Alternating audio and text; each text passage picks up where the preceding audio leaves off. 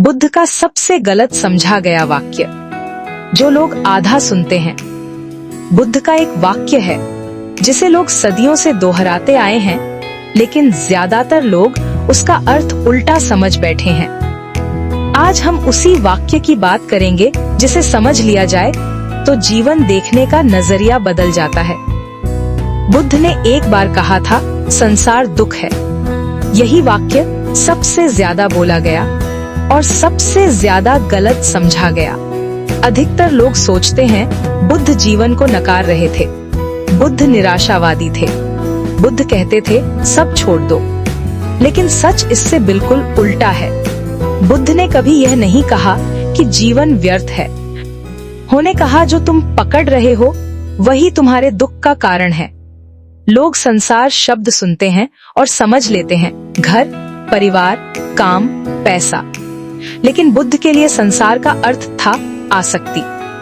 बुद्ध कहते थे दुख चीजों में नहीं, उनसे चिपकने में है। आप फूल को देख सकते हो, लेकिन अगर उसे मुट्ठी में कसकर पकड़ लोगे तो कांटे चुभेंगे। गलती फूल की नहीं, पकड़ की है। लोग बुद्ध के वाक्य को आधा सुनते हैं, संसार दुख है। पूरा वाक्य सुनो, आसक्ति वाला संसार दुख है। इसीलिए बुद्ध स्वयं संसार में रहे। उन्होंने भोजन किया, लोगों से मिले, शिष्यों को सिखाया। अगर संसार ही गलत होता तो बुद्ध जंगल में छिप जाते, लेकिन वे लोगों के बीच आए।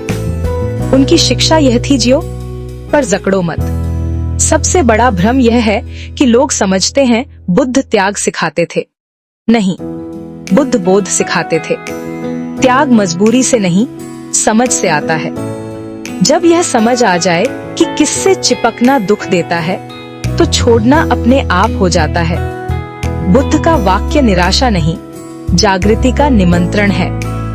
बुद्ध ने जीवन से मुंह मोड़ना नहीं सिखाया, उन्होंने जीवन को हल्के हाथों से पकड़ना सिखाया। अगर यह बात भीतर उतर जाए तो समझिए आपने बुद्ध को सही सुना।